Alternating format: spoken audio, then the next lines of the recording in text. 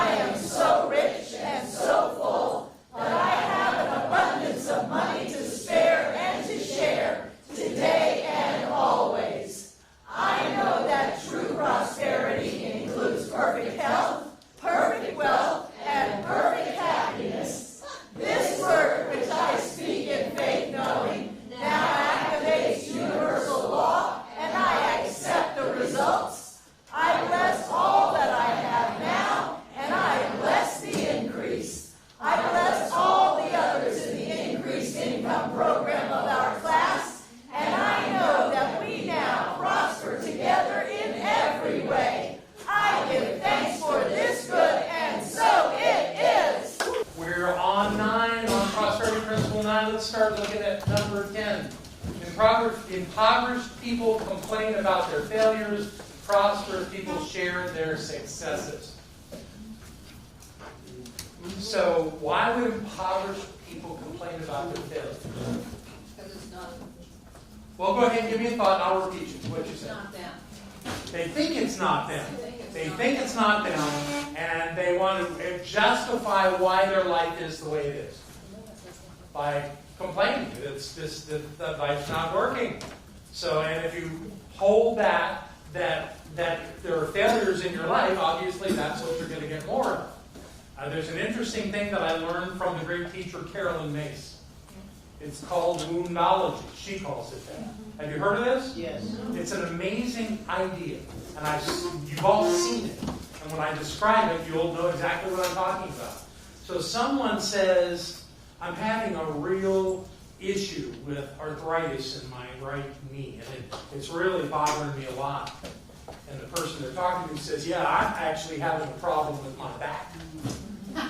And what they're saying is, I can hear that you're suffering. Now I want you to know that I'm suffering. And so we have this in common. We're both suffering. It's called woundology. It's a real thing. And it applies even in the idea of prosperity, is that people that see their life as having failures will commune with other people who are experiencing failure. It's just a comfort point. It's probably a safe place where they can talk about all the things that aren't working. And again, what they get is things not working. Now, a prosperous person does not want to tell you what's not working in their life. They don't want you to know that anything's not working in their life. They're working on taking care of it, but they're not broadcasting it. That's not part of who they are. But if you want to hear what's really working in their life, they will talk to you all day about it. Because they're excited about those things, and they're focused on those things, and they want more of that in their life. And they may even be wanting to recruit you into their multi-level marketing or whatever's going on. But prosperous people are focused on success, where people that are impoverished are focused on what doesn't work. It's that simply delineated. Now, this is one of those that has kind of these are two extremes.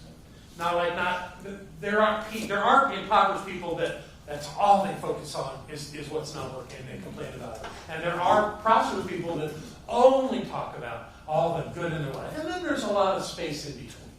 So I'm not saying that it's an absolute black and white. There's a lot of gray there. But still, your job in looking at this idea, this principle is, where do you tend to be? And where do you want to be? And where is it going to work for you to be? Obviously, not complaining, right? So what has been kind of woven through the principles that we've already taught is the idea that if you want to live a prosperous life, that you must give up blaming, justifying, and complaining. There's no blaming anybody for your life. Even blaming yourself doesn't work. And that was mine. My inner critic was the dominant characteristic in my life for many years. And every time I would do something where I misstepped, I would immediately out loud start berating myself and saying, you stupid, blah, blah, blah, you can't get anything right, blah, blah, blah, and on I would go. And it was like a natural. It didn't even, I didn't even think about it. It just came out. That doesn't work. That doesn't work at all. This whole idea of blaming is not something that we can proceed into something good. What good could come from blaming? Anyone. Ourselves or someone else. Now, we may choose not to have someone in our lives. I got people that's like that. I have relatives. I want no part of them. I love them. But when they come into my life, they bring all this drama and all this stuff I want no part of. So I love them from a distance. That really works well. You know, and they send me emails and texts and tell me how they're so sad that we do not see each other. And then I occasionally go through the thing of sending them a letter of gratitude. I'm really grateful for this that I see in my life because of you. Oh, you want to make up? You want to get together? No. I'm just speaking my gratitude. And that works. I'm really happy with that. You know? Yeah, and you know exactly what that means. And the same goes with trying to justify. This whole idea of justifying things in our life. Anybody who tells you that money's not really that important to them is broke. Because that's how they justify it. Oh, money's not that important. I don't have any. You know? But really, isn't that really how it works? And then complaining people are just going down that road of being broke all their lives. Because they're so beating that drum, beating that drum, beating that drum. And it doesn't work. It doesn't get you anywhere. Now, all of those people that are doing those things of blaming and justifying and complaining would tell you they love to have a bunch of money. Why don't they have a bunch of money? I think we're going to find out tonight. Okay? Let's see where we're going next. Prosperity principle number 11. There's no such thing as a prosperous victim.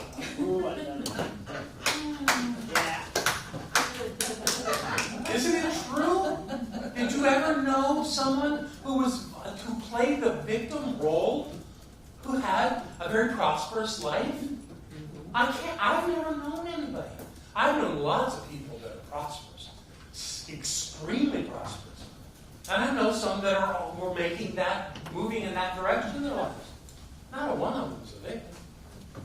Now there's people that I saw things in that they couldn't see in themselves, who then played the victim card. And I'd have to say, well, I saw something that they can't see, so it's their life. Okay. You know, but there's no such thing as a prosperous victim. If you see yourself in any way victimized by any person, circumstance, situation, birth defect, I don't know what it could be, no, do not play the victim card. And frankly, the person that teaches me the most about that in my life, you please stand, it's you. I'm serious, Jim. Stand up, I want you to look in the camera. Since this woman has come to this center, she has taught me about living a prosperous life no matter what. You know, most of my life I've been pretty healthy. I've gone through this thing with my back recently, and I'm coming out of it quick. They're telling me a month's pretty quick to be able to do what I can do. But I've gone through nothing like you have.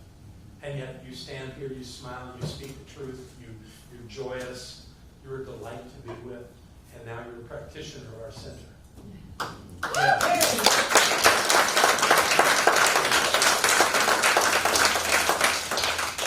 No victims! Ever! Now that doesn't mean that you can't go to a practitioner and say, I haven't figured out how to work this out yet. You can.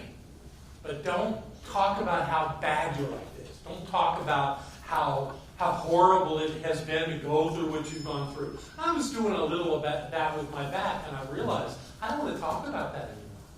I'm moving forward. I'm actually going to a yoga retreat next weekend. And I'm the chief chef in the kitchen. And chef means boss. So I get to tell all the other workers in the kitchen what to do. We're going to have great meals. And probably I'll sit in a lotus position during much of the yoga. But whatever it is, it'll work great, you know? Because I choose to be that way. Anybody can fall into that trap of feeling like a victim. God knows those moments where I could not move and Barbara was feeding me. That's where I wanted to go. And probably did. But I can't go there anymore. I don't want to be held back by that anymore. I want my life to be whole. I want to be healthy. I want to be prosperous. I want to bring value to my life, and to all life. So you can't play there. You can't have it both ways. So that's why it says that there is no such thing as a prosperous thing. Number 12, impoverished people don't want to lose. Prosperous people do whatever it takes to win.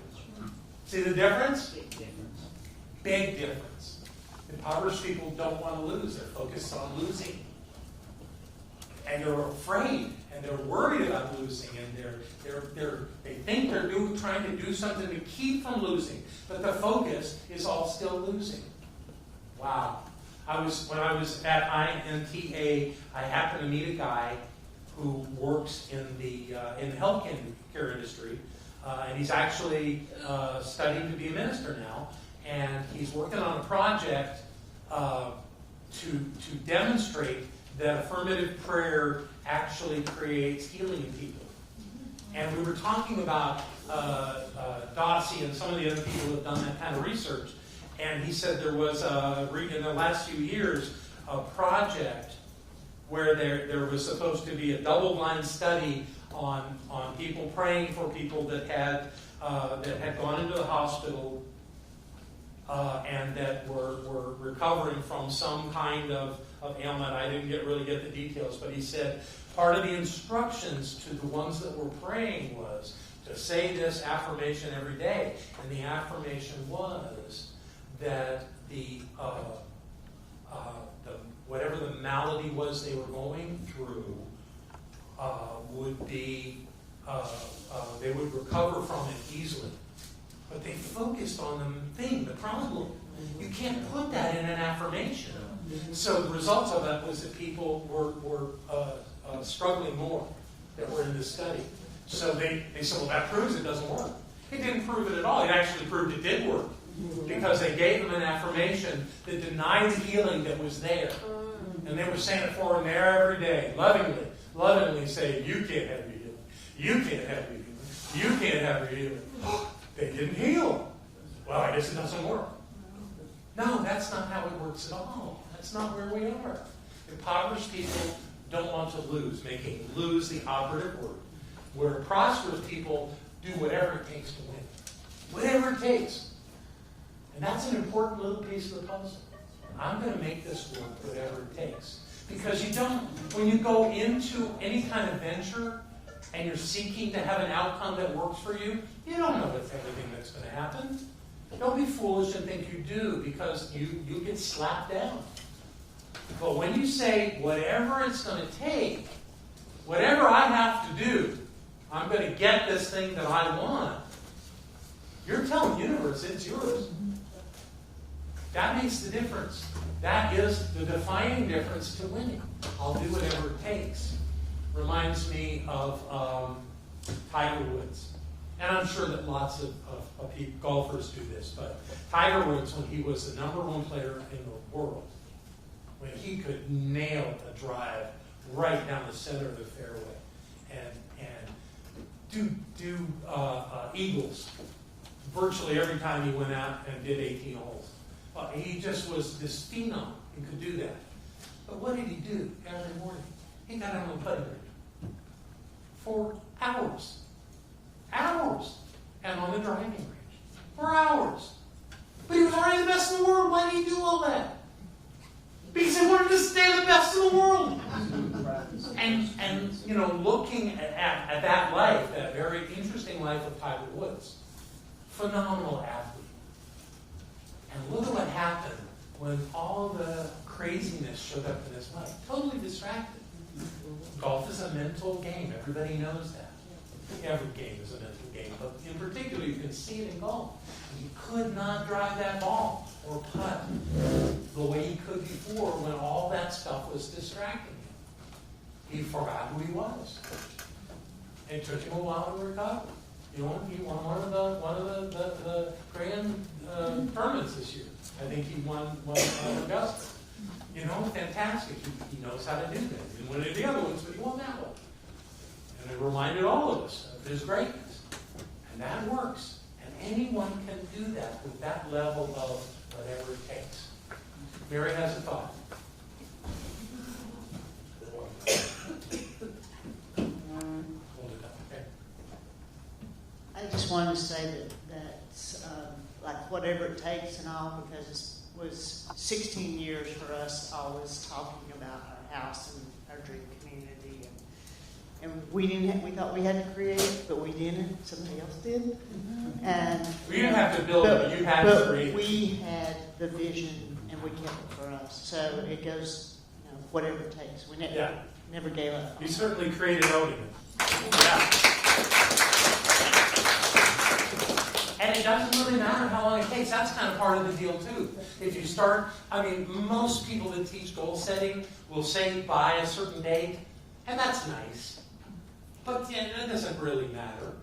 You know, I've accomplished probably, well, let's say virtually everything I put on my annual outcomes, but usually not in the year I said I would. So what does it matter if you do it, right? So don't let time be a distraction. Don't think that if you say that you will accomplish something by a certain date, and that date comes and goes and you haven't, that you've lost. It's over. That's a terrible way to look at it. Who are you to set the time limit? You know, it's yours to say whatever it takes.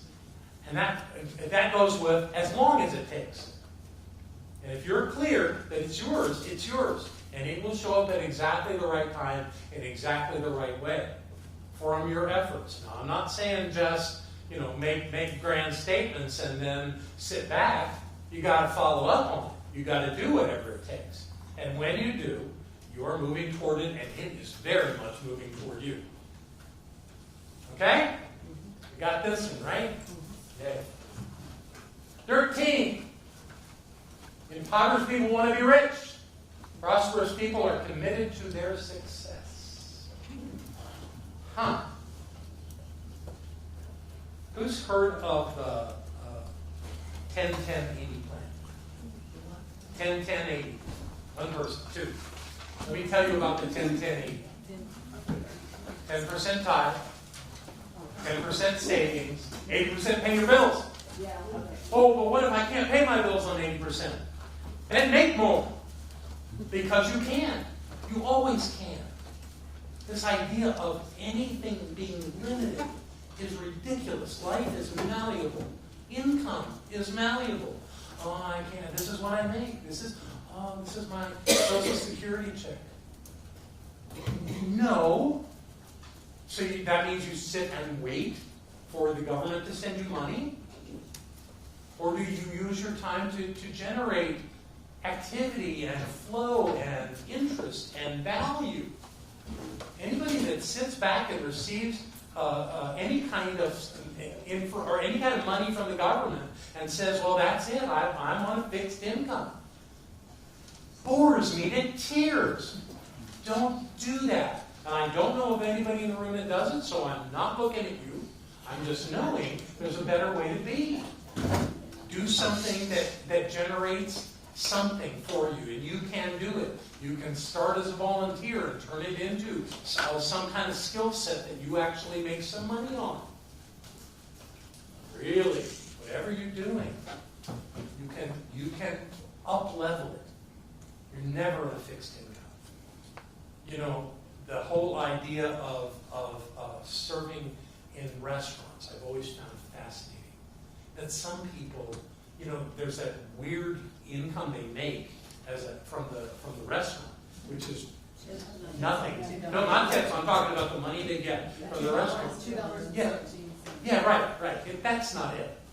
And yet, there are servers in restaurants that make so much money, and that money that comes from the restaurant is a tiny amount. They provide such a grand service that people regularly pay them very generous tips because of who they are, because of their consciousness. I often tip more than 20%, but it's a wow factor. Oh, wow, you're really good at this. I'm going to give you more money. It happens to people all the time, and they make good income from that. You know, and should that be a larger amount? Probably. But still, it would, to those kind of people, it doesn't matter how large you make that. It's still not going to be most of what they make. Because they'll be doing 8, 10, 12 tables and satisfying all those people and dazzling them with what they know. Edwin Gaines and I had lunch at a fancy restaurant in Chattanooga.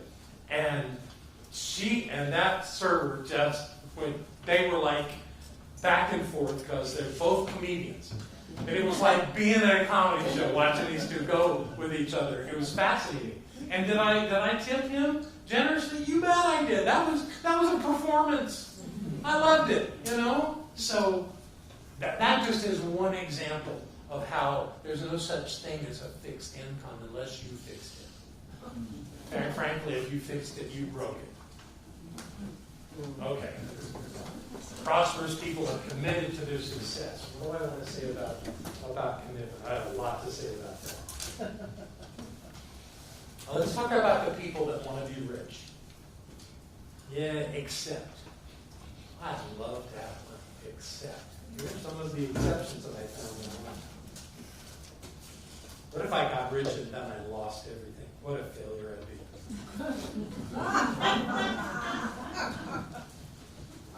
You know, if I was rich, I wouldn't know if people genuinely liked me or they just liked my money.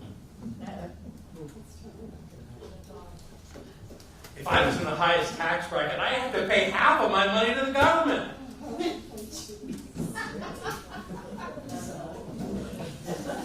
Is that not ludicrous? My friends and family would always be asking me for loans or handouts. Learn to say no. Yeah. I'd be a target for thieves and con artists. I wouldn't know how to manage large amounts of money. Too much responsibility. I wouldn't know who to hire. Investment and brokerage accounts scare me. I'm not that smart. Wealth is for people who are more ambitious than I am. I wouldn't want to be friends with anyone I know who's rich. Is that stupid? And it goes on and on. All those little hidden thoughts in mind that somehow keep us from having our good, from being all that we have come here to be. What a sad state of affairs. Now, the idea of commitment. Commitment to success is required for anyone to prosper. A commitment to success is required. Commitment means giving your best, the best of your time, of your skills, and of your vision. Yeah, I'll talk about vision in a minute. This is my favorite quote on commitment from W.H. Murray, the mountain climber. Until one is committed, there is hesitancy, the chance to draw back. Concerning all acts of initiative and creation, there is one elementary truth, the ignorance of which kills countless ideas and splendid plans. That the moment one definitely commits oneself, then providence moves too. All sorts of things occur to help one that would never otherwise have occurred. A whole stream of events issues from the decision, raising in one's favor all manner of unforeseen incidences and meetings and material assistance, which no one could have dreamed would have come their way. Whatever you can do, or dream you can do, beginning, boldness has genius, power, and magic in it. Yes. Pretty sure that's Goethe. No, actually it isn't. That's a misquote. Yeah, I've been working with that for years. Actually, I think Goethe may have written the last couple of lines of that. But the whole thing is Murray. What's that? H.W. Murray. Yeah. He climbed Mount Everest. He was a Himalayan climber. Okay, here we go. Principle 14. The primary reason most people never become prosperous is that they don't really know what they want. Who's done a vision board? Okay. A vision board is designed for you to cut things out of the very few magazines that are left anymore and put them on a big board and look at it every day and say, this is my life. Now, that picture is just a picture out of a magazine, but it means something to you. And when you look at it, you're reminded of this thing that you want. Let me tell you about wanting. Wanting will never get you anything. But if you don't know what you want, you'll never get where that is. wanting and desire are important because they point the direction like a compass. So if you imagine that you've got a compass and you want to go west, you believe that where you're going is west, you're going to go that way because that's west. But if you hold the compass and go, compass, take me to where I want to be. No, take me now. Nothing happens. Nothing happens at all. It's a tool. Your desire is a tool. You must have it the same way you would want a compass if you were out in the wild. You want to have that support of knowing what you want. In fact, without it, how are you ever going to get there? If you don't know what you want, you can't get it. But it's not the wanting that gets it, it's you that gets it. It's your action, it's your belief, it's your trust in yourself that you can do that. That's the initiative that must be taken to get you there. But knowing what you want really does help, and that vision board helps. One of my favorite stories about a vision board came from a teacher named James Ray. You may remember him.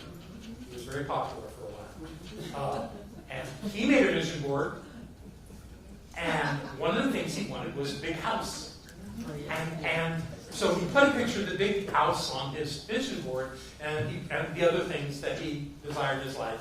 And kept that vision board for years and finally put it away somewhere because it got kind of ratty looking. And in his life, as he became more popular and made more money, he bought himself a nice big house. And I don't remember the exact detail of it causing him to pull out that old vision board.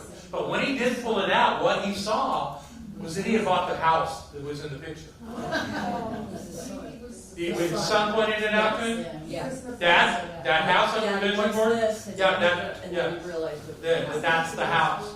Yeah, he was in the process of moving to the house and the packing materials. Right. Yeah, there you go. So one of the grandest stories I ever heard about vision boards, never underestimate the power, not of the piece of board with the pictures on it, but of your mind to create what you say is yours. You have an incredible ability to create what you say is yours. But if you can't say what is yours, then you can't have it. Most people think, I will become rich when I win the lottery. But most of those people have no idea how their life would be if they won the lottery. They don't know. They just don't, because it's a fantasy, and they get giddy at the thought that they could win the lottery. But it's not a thought that is complete, that takes them to a place of knowing the truth of who they are. That's your job, to do that. So to get that done this week, to set you out on this journey, we have homework. I'll just get started. I'm handing you 2 minutes, so when they get to the end, leave them down there, and we'll collect them up and put them out for whoever comes next time. There you go. So the questions are pretty clear. I read them 3 times, even though I had no editor. But I'm pretty sure I got them right. So I want you, the idea of this, you don't have to do this in one sitting. In fact, you may want to think about some of these. Don't be flippant with it. I want this really to help you create a course for your life. And to do that, you need to be honest with yourself. I'm not going to make anybody show their answers. But all of these are asking you questions that will give you some clarity about where you want to go with your life and what your standards are. So, what are the things that really work?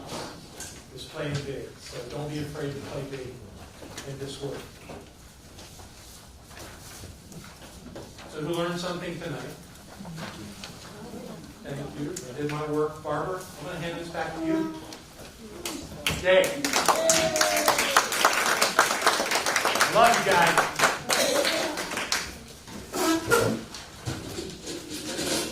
That was really good stuff, John. Thank you. It's nice to see you vertical. Yeah. Yes. I love all of this information because it helps us get through the blocks that we have in our growth. I'm getting emails from people that are pretty much the same. They are, I've fallen into fear, I'm afraid that this terrible thing is going to happen and I don't know what to do with my thoughts.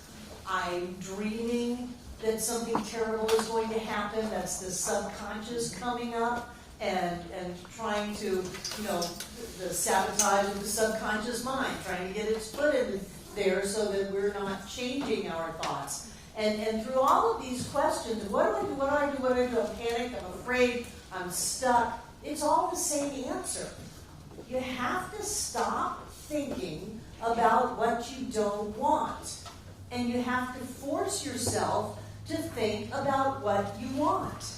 And you have to think that thought over and over and over again so that you stop the literal growth of the brain cells that are grown together in struggle and suffering and limitation and fear, and you give your brain a chance to literally grow new pathways with prosperity and ease and joy and happiness. And the only way that I know how to do that, I mean, people think that I have some new answer. There's 1,000 items on our website, all saying the same thing.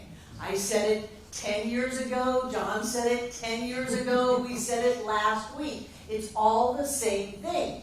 You have to force yourself to think a new thought if you want to have a new experience. And these are all wonderful ways of helping us do that, but that seems to be the big block, that something's going to go boo in the night, we're going to fall into old patterns, and then we're going to say, oh my God, what do I do? Well, there's only one thing to do. It's to get a hold of your thought process, to put your thoughts, your words, and your actions in motion, and create a new experience no matter what. No matter how scary it is, no matter how impossible it seems, no matter how many people are telling us that we can't do that. We have to get a hold of ourselves and think a new thought. And that's why I think it is so important that we do our treatments for increased income over and over and over again with enthusiasm, with energy, with joy as we reach into that seeming nothingness and show up with money, prosperity, opportunity, and success. So again, I gotta ask you, are you ready? Yes! Are you ready to have what you want to have? Yes! Are you ready to do what you want to do? Yes! Are you ready to go where you want to go? Yes! Are you ready to buy what you want to buy? Yes! Are you ready to be who you are meant to be? Yes! We're going to do this treatment together aloud. I, Barbara, know that God is the source of all supply and that money is God in action. I know that my good is here now. I am so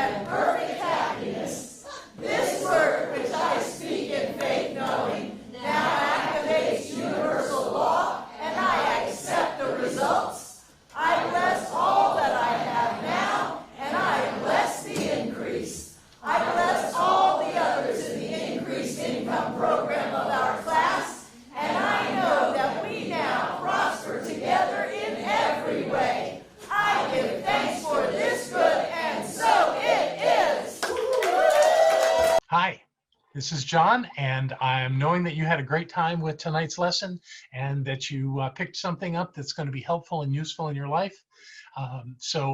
Before we go, though, it's time for us to one more time do our increased income treatment. So say this with me as I say it for myself, say it for yourself. And let's know that this is the truth of both of us. I, John, know that God is the source of all supply and that money is God in action. I know that my good is here now. I am so rich and so full that I have an abundance of money to spare and to share today and always. I know that true prosperity includes perfect health, perfect wealth, and perfect happiness.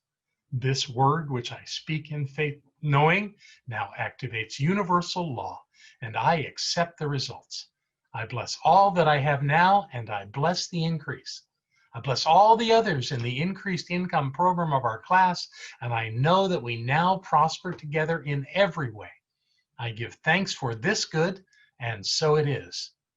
Let that be the truth for you right here, right now, and always, and watch your income change. And when it does, let us know about it. Thank you so much for joining us tonight, and we'll see you again soon. Bye now.